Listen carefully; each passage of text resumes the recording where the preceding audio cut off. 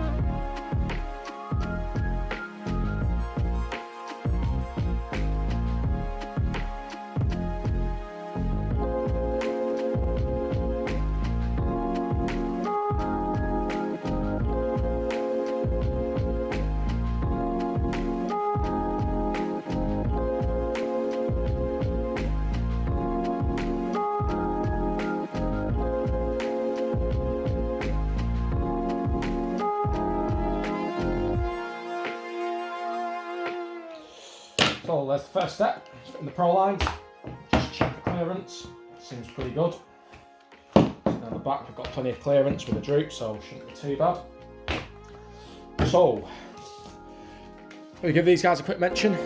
This is the hobby shop that I usually use. Do order online because they're halfway across the country. But shout out to Model Sport. They have been absolutely brilliant. They have provided me with everything. The service has been great. Prices are really good. Also to Wireless Madness, a shop in Preston in the UK. This is a HPI 1/10. I think this is a 69 Mustang body shell. And this is going to be what we're going to be using for our monster slash shell. However, we are going to pop some of these on there first. Right, so next step is to get this extended body mount cut open.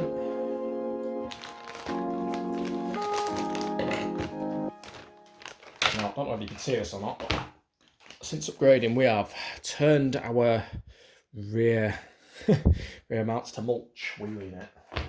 So, I'm pretty pleased with doing this. Our hex bits. Go. So let's have a look which hex bits we're going to need to undo the originals. Oh, it'll be 2 probably. That seems pretty good. So you're going to need a 2mm hex bit to remove the original body.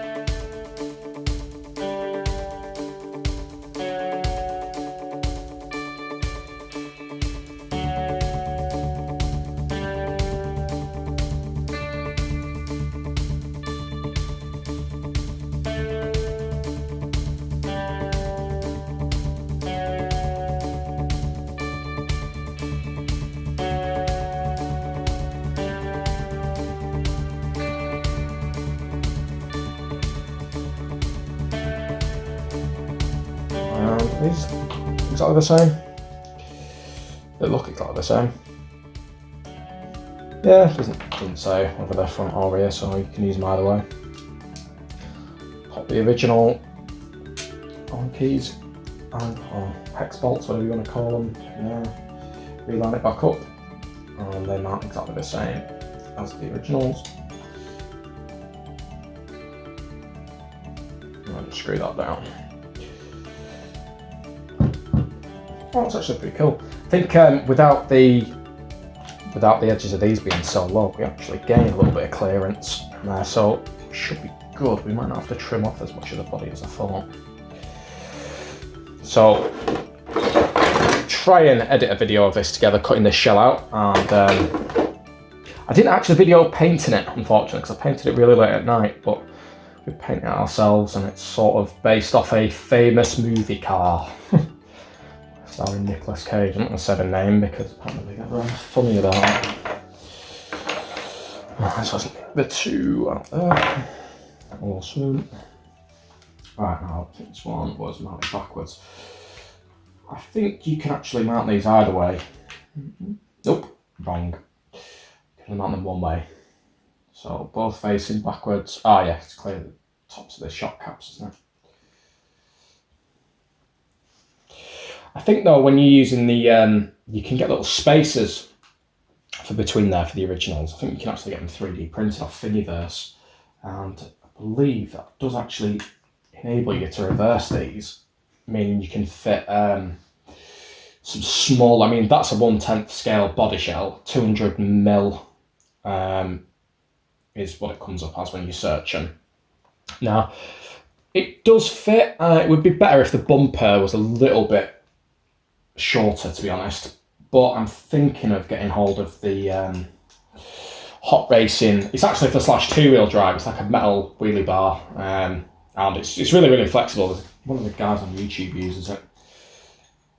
Right, so we don't want to lock them down to the point where we're rounding off, so that's fine. So we've got a cross member here. These are the two rear posts. Two front ones are slightly shorter, which is understandable, but I think we're probably going to have them on as high as they possibly can go, and potentially the same with the rear. So my idea behind this is I'm wanting to angle the body slightly sloped downwards. Now, the purpose of that is we're going at high speed over tarmac or over gravel or anything like that. I'm ideally wanting a little bit of the airflow to hit the body and sort of push the front end down a little bit and keep it planted. Now, we do have the roll bars on, and I've got them set as firm as they possibly can be because we're running the MIP axles on the rear, the X duties, and trying to keep them as straight as possible. So that's one way of helping do that.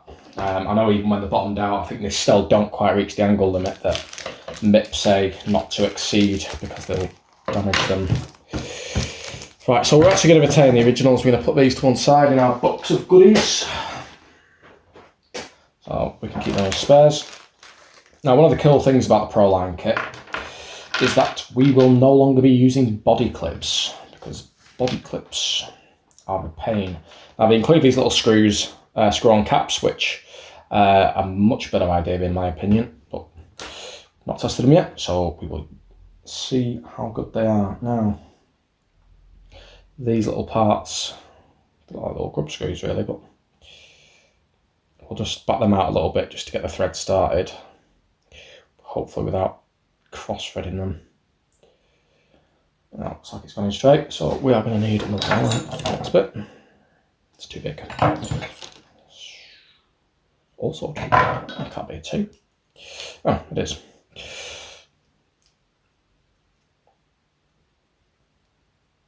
So I know from seeing someone else's video not to put these in too far because you can actually punch them through the bottom of there. So we're just going to put them in at what looks like an even distance. So make sure we don't put them in upside.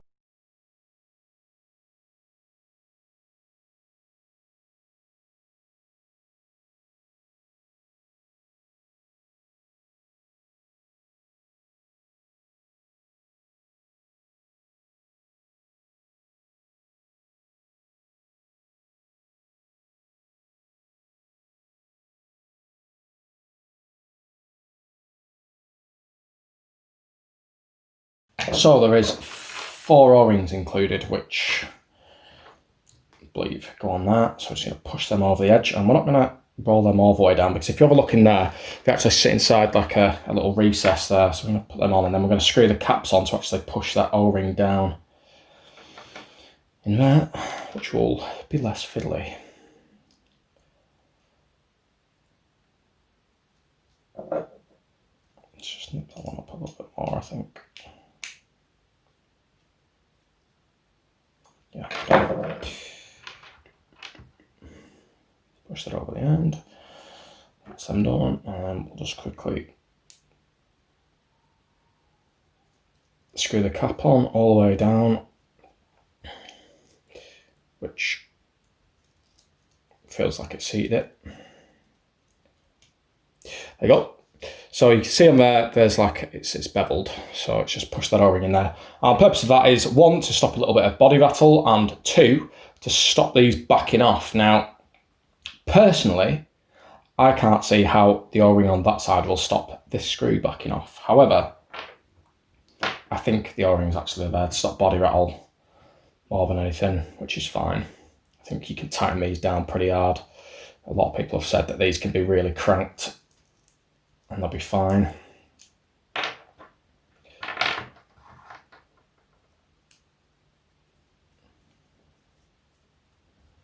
Actually, the quality of the plastic on this seems really good. It definitely seems a hell of a lot firmer than the Traxxas stuff though, which sort of makes me a little bit concerned for the longevity of it. I tend to find harder plastics just tend to be a little bit more brittle and snap, which don't really know how good these will be, but time will tell. We'll give these the bash test. The Traxxas ones seem to hold up really well. The shell not so much. Alright, wonderful. Right, so I'm going to install these back ones first. Now, it does come with this cross brace. Now, I'm assuming that's where you've got them cranked as high as possible. And I think ours will probably not be far off that, so I'm actually going to stick this cross brace on. So, is there a particular way that goes?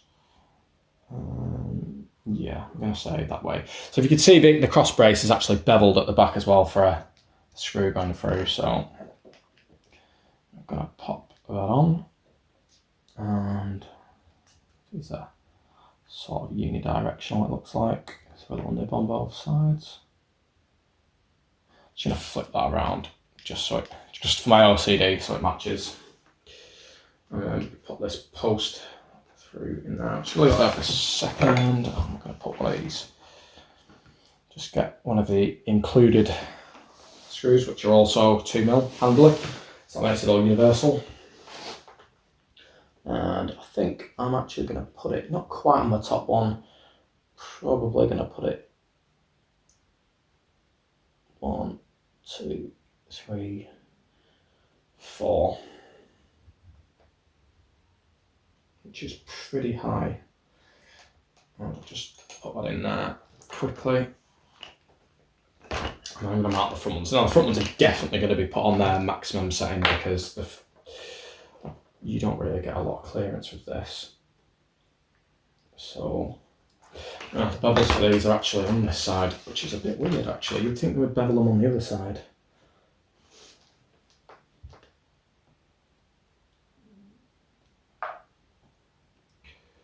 I'll get them started in.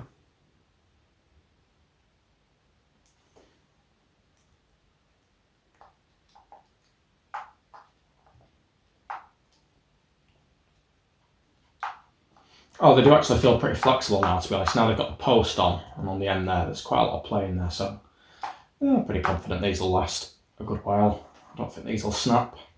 And to be fair, even if they do, I'm pretty sure the model shop will support any issues. They've been really good with me in the past. Right, so I'm not going to nip that up any harder than that. Doesn't need to be. It's not going to wiggle loose because it's plastic into, well, metal into plastic, so it's kind of like nylock in itself anyway. Alright, so let's put the other one on. Slide that in. Now what I'm doing is I've just put my finger at the very bottom of the post just to keep it lined up. I noticed before when I popped the other one in that seemed to just keep the hole bang in line.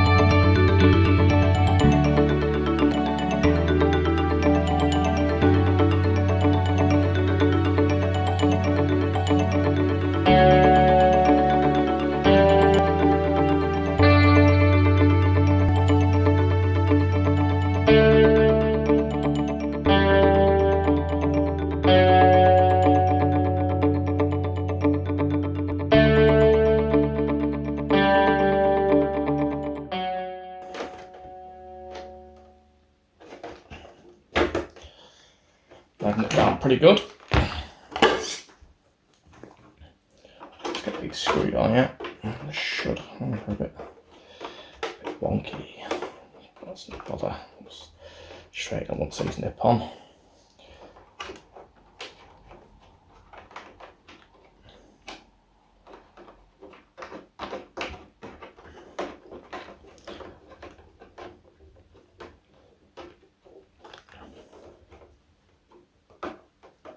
Pop that off a little bit.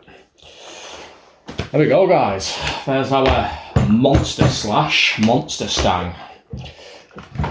just got enough clearance from our monster stang. Now, the one thing I like about this is the body is still perfectly just touching in front of the bulkhead. So I don't know if you can see that very well or not, but should be able to keep a little bit of air out and a little bit of dirt off the shocks, and certainly off the tops of the shock towers, which is awesome. Anyway, guys, really hope you like that. Sorry it was so long, but I think it looks pretty cool. So, as always, like, comment, subscribe. Whether it's good, bad, don't care, just put it in. Thanks for watching. See you next time.